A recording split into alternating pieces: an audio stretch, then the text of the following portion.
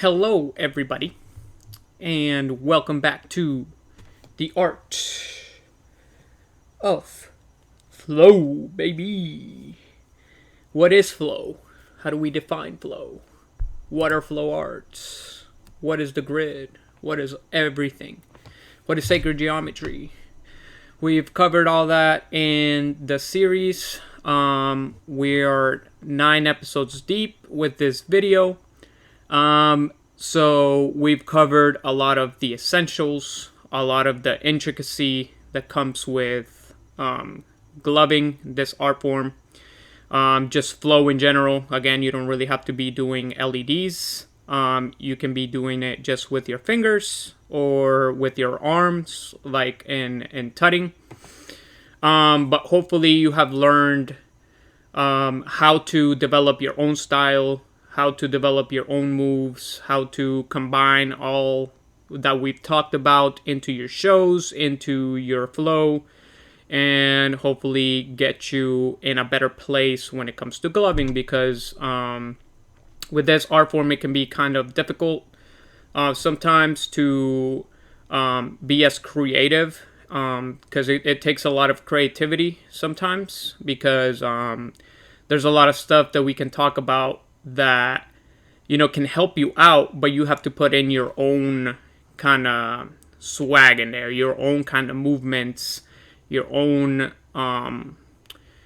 flavor to the shows, right? It's going to come down to how you flow, how you combine all of this, what you focus on, but hopefully it can get you in a better fluid level, so you can actually put on a song and be able to flow to it, not requiring you to, have moves preset.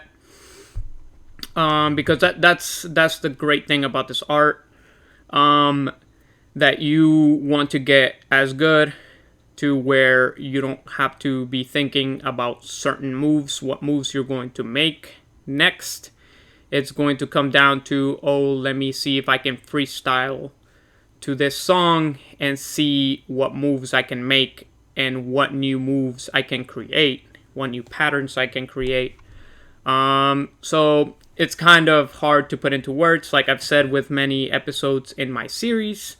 But hopefully explaining it a little bit can give you at least a good idea on how to do it and how to be progressing in your gloving journey, right? So today we're going to be covering patterns. So the art of flow is probably going to have maybe one more episode.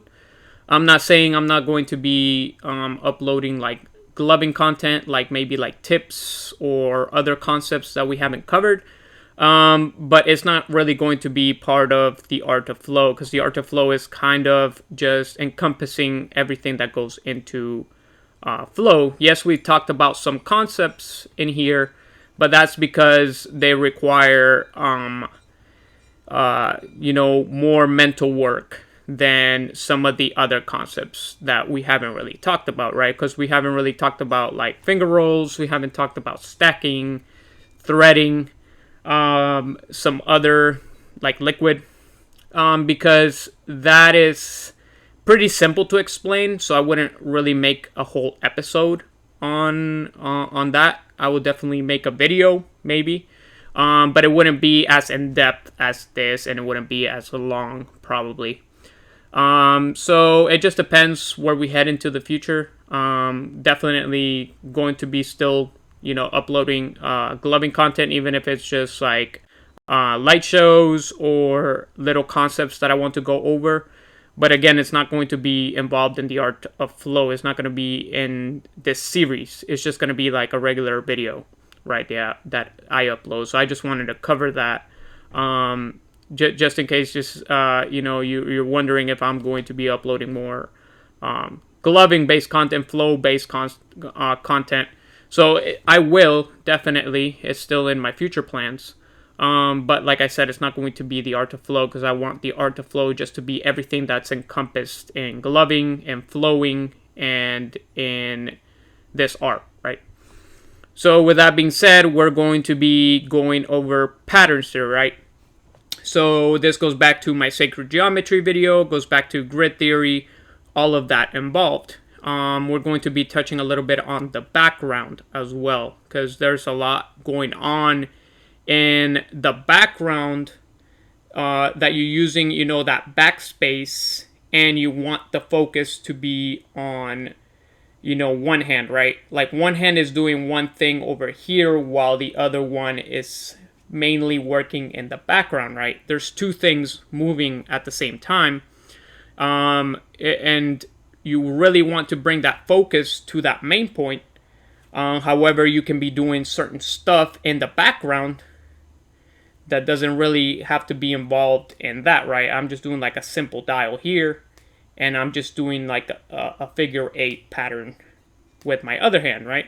It just comes together, and you can just combine concepts with these patterns. You don't have to be really doing like a certain concept. Like I said in my last video, you can be doing anything you really want, any concept you really want. You just really have to practice these patterns and how you use these patterns, right? Working with all that grid space that we talked about. And we talked about isolations, right? Working with those points. However, I said, like, when you're working with, per se, finger rolls or flails, you don't really have something isolated, right? You're still using that grid mentality, but you're not isolating anything. You're just working around that imaginary point, or using patterns that aren't really isolated in something. You're really using kind of an axis in space that you're working towards, right? But they're not really isolated in that grid. You're just moving around it, through it. Like I said, there's no real rules when it comes to that. But you want to be using, you know, geometry, like we talked about, like squares, triangles, circles, lines. And this has, you know, kind of similarity to the Steamboy video, which he talked about, you know, certain shapes that you use when you're doing gloving. And nothing wrong with that. He definitely covered a lot of it. However, we're not just working with shapes. We're working with patterns as well. Because you're not just using the two-dimensional grid, right? You're not just stuck in this space. You're stuck in a 3D grid where you can be moving forward, back, up, down, left, right. So I wouldn't really call that just shapes. You're definitely using geometry in this. But however, a square is not just a square, right? In a 3D grid, it's a cube. Or a circle is not really just a circle, it's a sphere, right? Like a triangle is not just really a triangle, you know what I mean? And so on and so forth. So you're definitely using those shapes still. Like, let's say you're doing flails, you're just doing like a basic circle. However, when you go closer and go back, that's not really a circle anymore. It's kind of a spiral that you're working with, right? Same when you're doing like a square motion, right? You can be combining that square in all different sorts of directions, and it's not really just making a square shape, it's making more of like a cube shape, because you're working with that depth perception, right? You're not just working in this grid space, right? You're not just moving left and right or up and down. You're moving in and out, up and down. You're moving left and right, and you can be combining all of those, right? You don't really have to stick to left, right, up, down, and out. Just doing that motion solitary, right? You can be doing like up, down while you're working in and out if you really want to. That's why I kind of want to name this patterns, because you're kind of making some patterns, right? Like I said, we can be working with tech. And like I said, you don't really have to be connected unless you want to create that puzzle box, right? But let's say like you keep this isolated, and then you want to be working in kind of like a square motion to connect it back, right? You're just using like an imaginary square and bringing it back together, right? Or you can be using like a circle motion, bringing it back together, kind of like using like a stacking motion. You can be working in and out, right, with a square. A square functions the same way. It's just depending which axis you're focusing on, right? Like I said, you're not really moving things, but this brings out like another element into your flow, because it's not just about the shapes you're creating or the movements you're doing. It's really about the pattern you're making when you're moving, right? Like, let's say you're working with flails again, right? You can be making like a triangle pattern, depending where your points are, right? Like where you isolate your points. You can be making like a little triangle. It doesn't really have to be big, or you can be making a massive freaking triangle that goes everywhere. It just depends how you're using that perception, that grid mentality, right? You're messing with 3D shapes, so depending what you want to do. However, this is not just a triangle, right, that you're making, because you're using kind of loops into that shape, right? You're not just making a regular triangle. You're doing a triangle with loops in it, right? Every point you're looping around. Again, it might look a little off center because of the camera. However, when you're giving a show, you know where the center is, where the eyes are focused on, and you're working with that grid, right? But you're not just using a regular triangle. You're using a pattern, right? That's why when we went over flails, I even gave you a website with the patterns that you're working with the different patterns you can work, and those aren't really just your basic geometry, right? There are way different kinds of like flowers that you can be making, or different shapes and patterns that don't really have a name. So that's where it becomes your own creativity that you're making, and not just working with basic geometry, just circles, squares, lines. You're working with a lot more, and that's where it gets kind of hard to describe.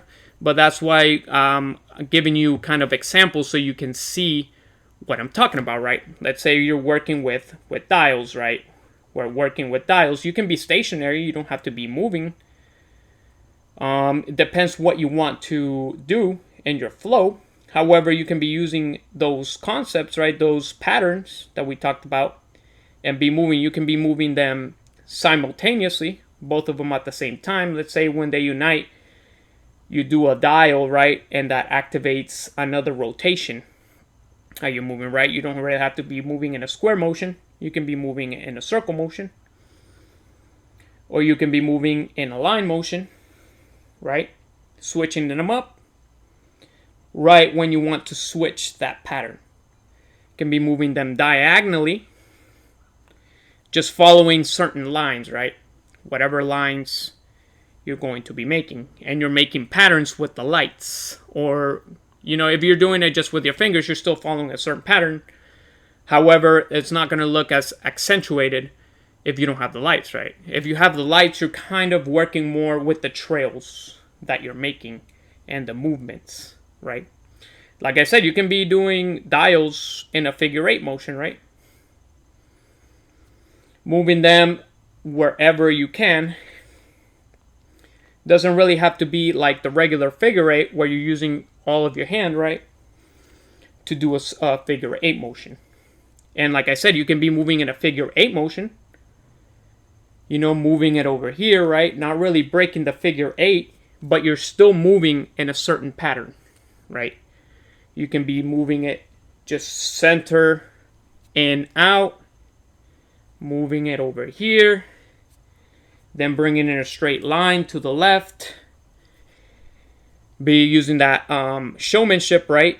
Where you can be slowing things down and speeding things up, right? When you get to the center, let's say you're doing it full speed right here, and then you come to the center, you slow that down, bring it to the other side, center. Again, it comes down to how you flow, the spice you make, the trails that you want to be making and what you want to be focusing on, right? Same when you're doing patterns, right? Just regular old patterns. Let's say you want to accentuate each point in a square motion, right? So let's say we have this here. You want to be kind of like stopping at each point to accentuate that figure, that pattern you're making, right? You don't really just have to be moving it like this, right? Just a regular old square pattern. You can be stopping, right? Adding that motion, adding that animation, and you want them to appreciate that more since you're stopping at each point, right? Let's say you're working with stacks, right? You can be doing just regular stacks, right? Or you can be adding like circle motions, like half circle motions to it, and it brings out a whole new move, right? Let's say you have that here and you do circle motions, right? Half circle motions. It's still the same thing, right? You're using that same concept, but you're using that extra motion, that extra pattern, right? Then you can have this right here. You can bring all of it back, kind of make it like a circle. Bring it back down. You can be bringing this one up, right? Putting it down, just using straight lines, right? And you can be combining that with your speed control, musicality, your showmanship to create new moves, right? It's just a simple stack. However, you're doing like those extra motions, those extra patterns that bring it out. Bring out a new kind of like move. Again, you can be doing this with tech as well. You can give that illusion that everything's connected. You don't really have to be touching it, but you're making certain patterns, right? Bringing out new structures. Again, when you want to give that puzzle look, you want to stay connected, right? You want to work on staying connected, on what you can do when you are connected. However, you don't have to be doing that the whole time. You can be working with certain patterns, certain trails. And another good thing to do is if you can learn how to do different patterns with each hand, right? You can be working with flails, doing different patterns with each hand. I'm not really that skilled yet, where I can be doing, like, let's say, like a counterclockwise flower with this one and just a clockwise flower with that one. It takes a lot of mental power. It takes a lot of practice and skill, but you're still using that geometry, that symmetry, and you're making patterns, right? Because you're moving in a certain direction. And again, you can just have this structure and be moving it in a square pattern, or in a circle pattern, or in a spiral pattern, and then be stopping it, right? I'm not really moving anything. I'm just moving the whole structure back in a certain pattern. I can be accentuating, right, like a square. I can bring this over here, then move it in like a triangle motion. I can move it in a half square, right, which is just kind of a right angle. So you're using like half a square, right? Let's say this one goes half a square again, and they unite here. Then you can do some tech from there, right? Then you can be using other patterns, half circles, right? And you're just moving stuff back. Really not complicated when you start practicing this, and it gives that illusion that you're working with that grid, not really doing complicated stuff, but you're just working with patterns, right? Work with whatever pattern you think you can find. Even with tutting, right, you're kind of moving right here in like half a circle motion. Bringing it front, let's say you move back in a line motion, right? I'm not really moving anything, but you can be moving this back and forth in just a line. You can be doing flails and then, you know, do like a tutting move, a tutting structure. And again, I've seen people just, you know, travel around the grid in a certain pattern. This is kind of like a I don't know what to call it, but it's kind of like you're just moving in waves, right? And you can be combining that with tutting or finger tutting, and then go to your little pattern movements and create new structures, new points. Again, we talked about points in tech, what you're really isolating, but adding that pattern motion, right? Where you're just moving and transitioning each move with a pattern. Again, not really moving in a certain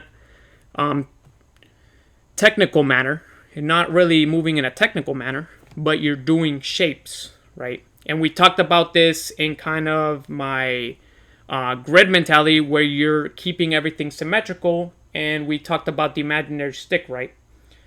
That you have an imaginary stick connected to these 2 points, so they're moving in that line, right? Again, there's different ways that you can accentuate or be moving all together, then unite, all together, then unite. Again, not really using certain concepts. I've seen that with finger rolls as well, where you can make a square with finger rolls, right? Probably not looking really clean right now, but you can be making just a square with finger rolls. You don't really have to just do the basic motion, right? And over here, you're just creating like a half circle, right? It can be stationary. You're still making that pattern, right? Still making that shape. But again, you can be moving this in certain motions, certain speed, put it effect, and you're following a certain pattern. It's usually like a straight line, but you can bring it over here. Or you can be doing like infinite finger rolls, right? Where you're just moving in a circle pattern. And when this one ends, this one comes out. Again, it might not look as good with this camera. But when I practice in the mirror, I can see the pattern that I'm making, right? It looks like an infinite finger roll. Or I've seen it done this way, where you close one hand, open another. Again, you're just moving your hands in a circle, right?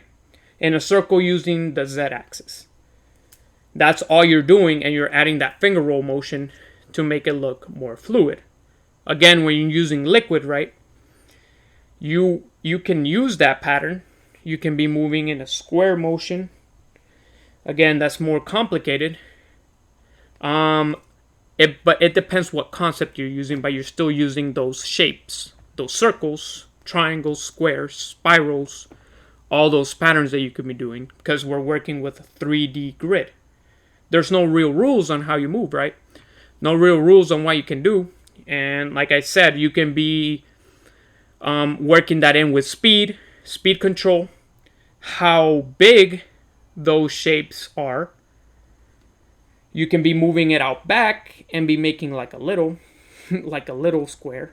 Or you can be moving it out back and then be moving in like a big square motion. Or you can be doing it up front, right? And then just, doing like a little pattern. Like I said with the background too, where you're doing, I've seen people do this move, where they're doing kind of like a whip, and they're doing like another whip in the background, right? Once this one finished, they're doing like a half circle motion over here, and they're working with that background. So again, you can be doing like techie stuff over here, and then combining that with a pattern in the background. That's more advanced stuff, again. But it's really cool to practice hand independence, where you don't have to be doing the same thing with both hands, right? It can bring out a whole new element of explosion to it if you're using that hand as a background instead of doing the same things.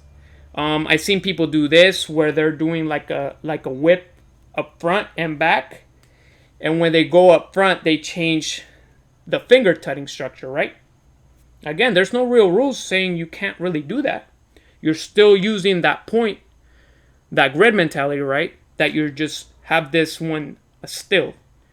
And again, you're working with fluid concepts where you're not isolating anything. You're just doing a certain concept. As I say, I'm doing finger rolls, and then I still have this one, and I'm just traveling in a straight line, right?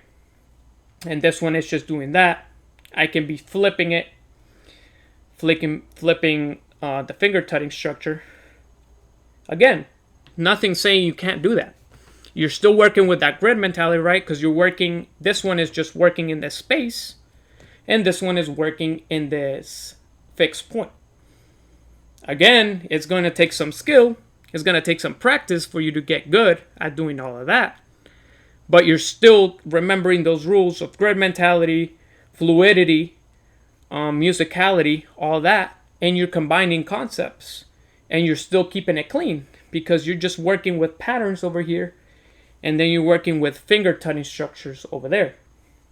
Again, you can be doing that. Nothing says that you can't do that, right? You're just using that grid mentality still, and you're still using that tech. It's not gonna be looking like that puzzle we mentioned, right? Where you're just together, but you're using another level of creativity in your shows when you're using those patterns, because it's the way you move, right? It's not really what concept you're making, but it's the way you're moving through it. What ways you're combining, and which patterns you're making, how you're using that depth perception, how you're using all your grid space, and you're using that background to combine all those elements into your show. So if you have that grid mindset and that geometry involved, there's a lot of things you can really do without getting too technical or without throwing really complicated moves, right? You can just be doing simple moves, but you're still bringing that element of grid control because you know how to use that grid mentality. And again, you're following a certain pattern.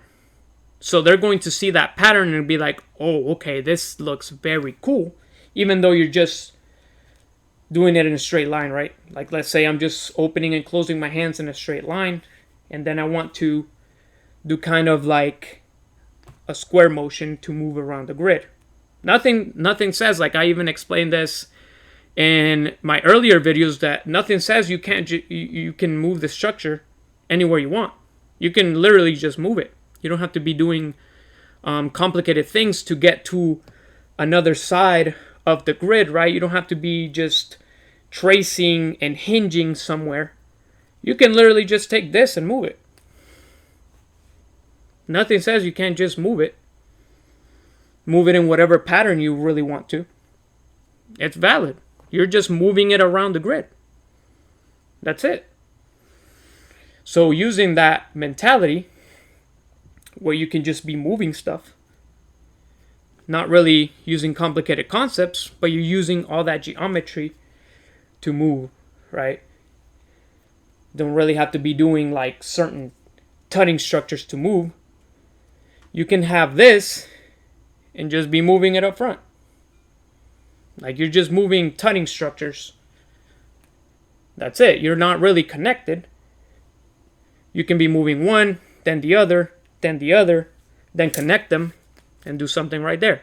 Just depends how you flow. But with this in mind, like I said, you can be stuck in a position and then just use those patterns, right? And be moving to different structures. Then you can be opening up new things, right? New patterns that you're doing. Again, there's no real rules that says you have to move a certain way. Like you can be moving whatever way you want. You really got to know the concepts though. That's where it comes down to. You got to know the concepts and how to combine everything together with those patterns, grid mentality, musicality, all that. That's the hard part. However, when you have that pattern mentality, you can be doing whatever you want. You can be moving dials in circle motions, just doing dials or just moving dials through the axes, right? Or be isolating points and be moving in a certain pattern.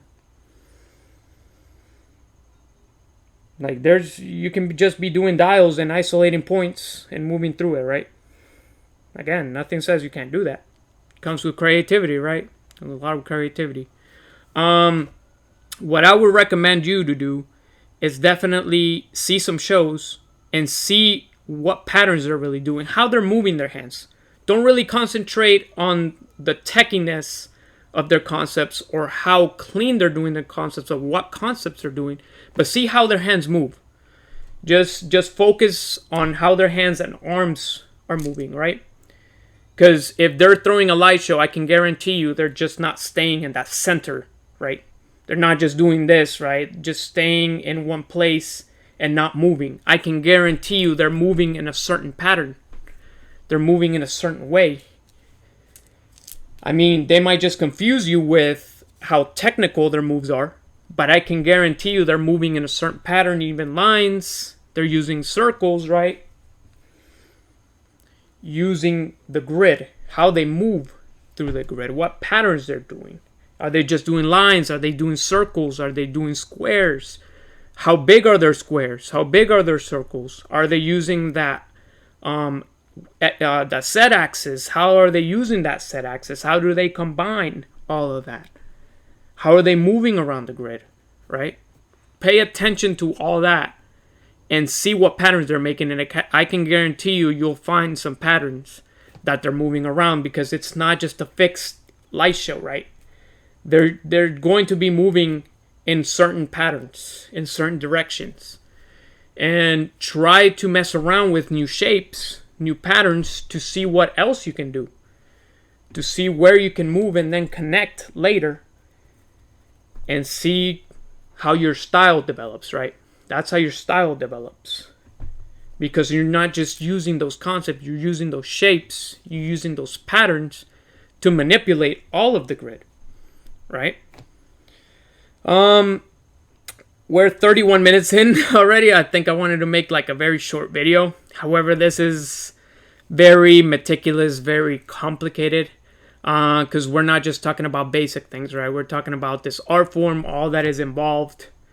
And with so many styles out there, it's kind of hard to give you a proper, just simple definition. That's why I want to go as in depth as possible, so you can see how you move in certain patterns and how you use that with just simple moves to add spice and knowing how to move around the grid, how to use your background, how to use simple shapes to add illusions and make you better overall and help you with that creativity block, because patterns are so essential to knowing how to glove. So you're not just doing concepts, you're moving around. You're moving around, bringing things forward, focusing over here first, bringing something back, then bringing something over, right? Using those isolation points. What are you isolating? How are you moving that? What pattern did you use to get here? Because you can just move something, right? You can just move it, right? Or you can be using certain patterns to move, right? So hopefully I gave you good examples so you can get what I'm saying. Definitely a hard episode to put into words, but be thinking in geometry, right? Be looking at sacred geometry, be looking at those basic shapes, what you can combine, and how you can really expand your concepts to see what else you can do with just simple, basic concepts, right? Not really getting too complicated, like using digits to make, tutting structures that give you all of that techie look. You can just be using regular old finger tutting structures and moving them in certain patterns, right? Moving them in tandem or moving one at a time, rotating them, right? You're just using patterns to go around. And when you're using that and you get good at that, you'll really improve and have that mastery at grid, patterns, isolations, all of that, because you're combining everything together. So I think that's where I'm going to end for this video. I know it's a complicated concept. Well, it's not a concept, but it's very essential to gloving. So anyways, that's a lot, but that's basically what I've gotten through. I'm coming up like 2 years into gloving, so that's basically what I've gotten from all this art. because there's a lot that goes on with just the movements you're doing with your hands and your arms. It's not just about the concept you're using, it's about the ways you're moving, what patterns you're making, how you're moving. You know, patterns, right? You're not just using shapes, you're using a three-dimensional grid. So I'm not just going to tell you it's just about shapes, because it's not just about shapes. It's about patterns you're making. Like I said with this simple move, right? You're not just making a circle. You're kind of making like a spiral. When you're throwing whips, yeah, you're doing like a circle motion, but you're bringing that in and out, right? You're making sort of a half circle, but it's not really a circle. It's a spiral. It's part of a spiral. You know, spiral goes in and out, right?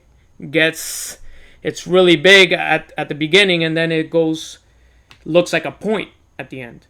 So like I said, it's pretty complicated to put into words. But look at some shows, look at those patterns they're making, and we will talk about something new in the next episode. But hopefully I covered patterns well. You can gain something from this video, and you can be practicing that when you're doing a lab session, right? Practice and be aware in what pattern you're moving and what patterns your hands are moving to create that diversity in there. So it's all about patterns, right? Everything comes back to sacred geometry. Like I said, I'll definitely be bringing you videos soon, guys. Stay tuned. Definitely going to revisit some sacred geometry after the Art of Flow is finished. Probably going to make one more episode of the Art of Flow. And then we will see where we move from there, right? It just depends. I don't know the future. I don't know what I'm going to get into. But this is definitely not the last gloving video you see from me. I got a lot more stuff to talk about. But it's not just going to be a specific episode on the Art of Flow. Again. Anyways, guys, this has been the Night Shadow. Keep practicing, keep flowing, keep developing your own style, and keep throwing lights, dogs. Anyways, guys, I'll see you in the next episode. If you made it this far, thank you so much. And yeah, guys, have a great rest of your day. Peace.